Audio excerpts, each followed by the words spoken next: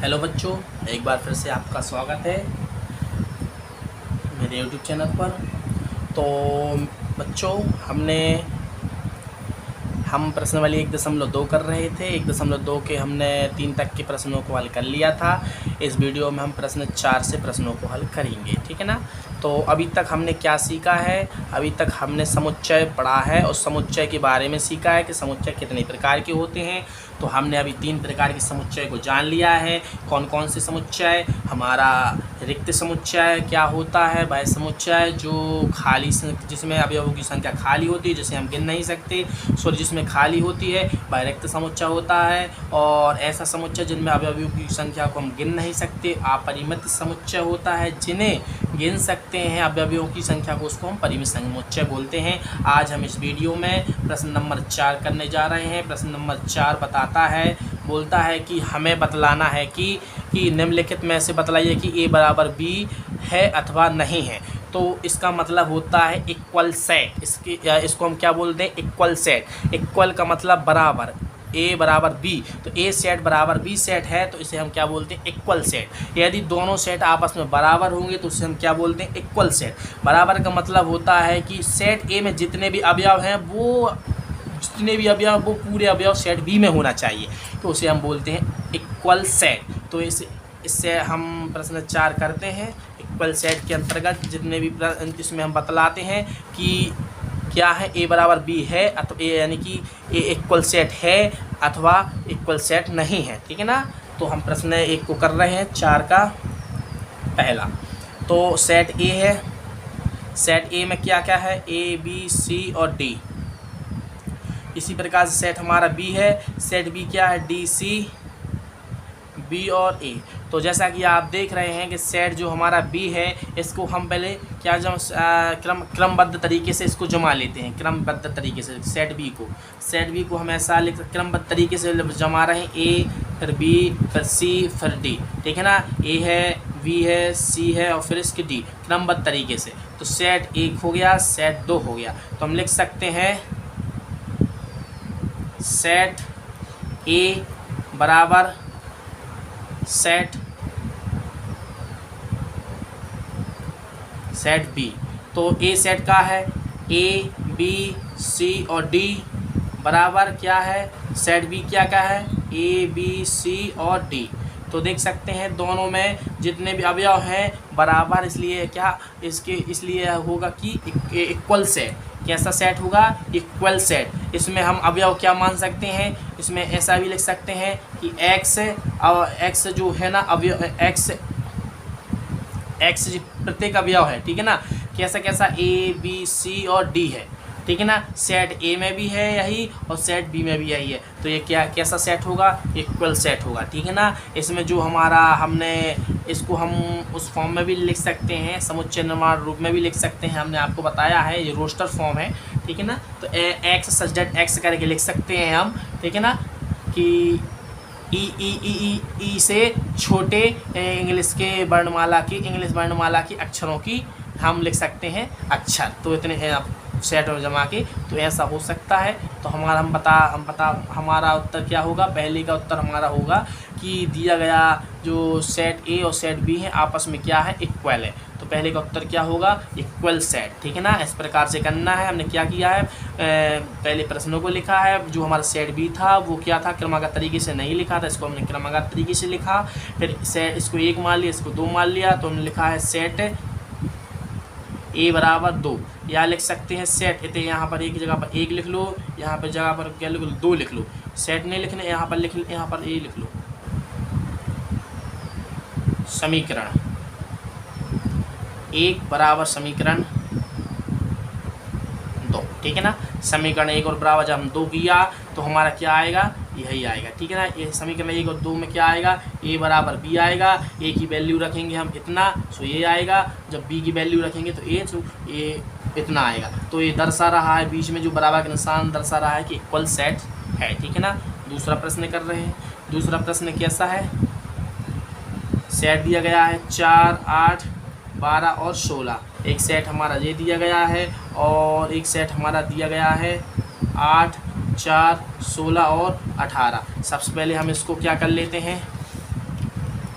Systematic तरीके से जमा लेते हैं। सिस्टमैटिक तरीके से मतलब होता है कि इनके क्रम जमा लेते हैं। ये तो इसका क्रम तो जमा है, इसको हम 1 मान लेते, इसको जमाते हैं पहले। तो b बराबर हम इसको लिख सकते हैं 4, 8, 16 और 18, ठीक है ना।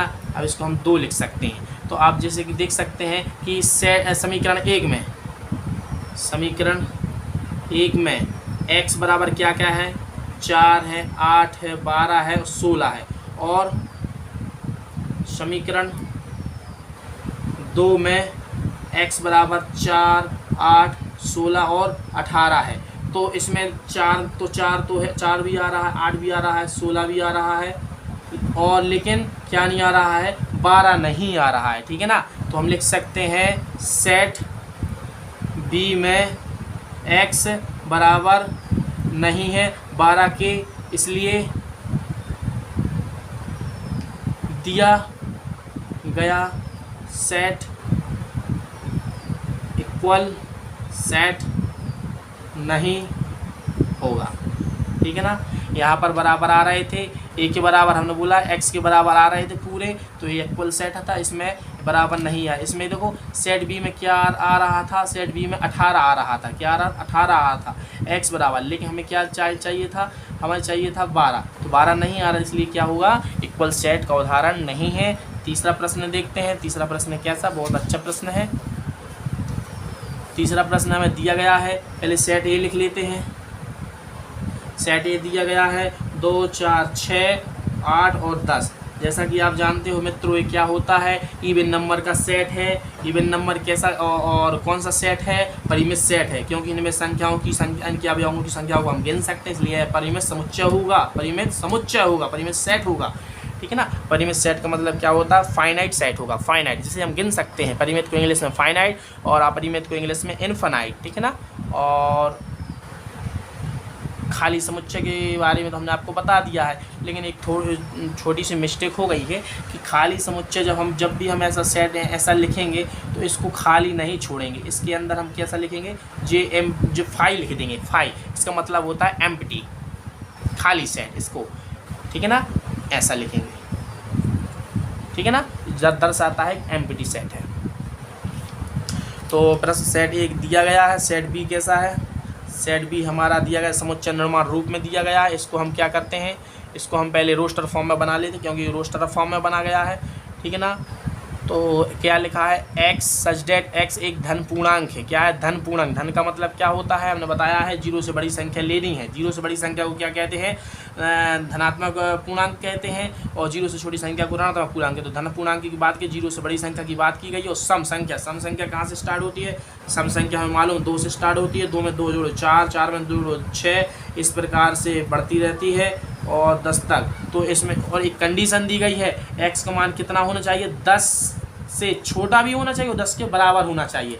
तो हम x का मान 10 से छोटा और 10 के बराबर ले सकते हैं, लेकिन 10 से बड़ा नहीं ले सकते। तो वही कंडीशन दी गई थी जो हमने सेट में लिख लिया है। सेट में लिखा गया था सम संख्या हमारे इवन नंबर होते हैं, और इसमें कंडीशन x का मान छोटा होना चाहिए और बराबर। तो छोटा तो दिया गया, लेकिन बराबर की कंडीशन आ रही है। नीचे जो एक डैश टाइप का जो निशान लगाया है, ये बराबर का होता है, ठीक है ना।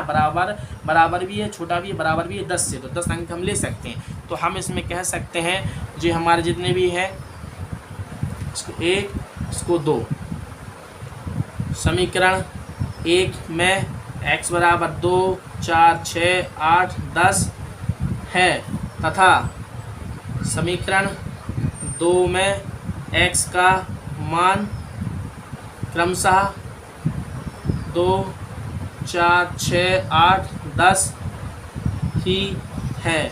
इसलिए यह इक्वल सेट होगा, ठीक है ना। तो कैसे सेट होंगे, a बराबर b होंगे, ठीक है ना। तो इसको हम लिख सकते हैं सेट 2, 4, 6, 8, 10, यहीं पर हमने लिख दिया है, बराबर 2, 4, 6, 8 और 10, ठीक है ना। तो आप कंफ्यूज नहीं होना, आपको पहले ये लिखना है, फिर ये लिखना है, ठीक है ना, फिर ये लिखना है, ठीक है ना, फिर ये लिखना है, फिर लिख सकते a बराबर b, फिर सेट लिखना, फिर आप परिभाषा भी लिख सकते हैं, ठीक है ना। तो हमने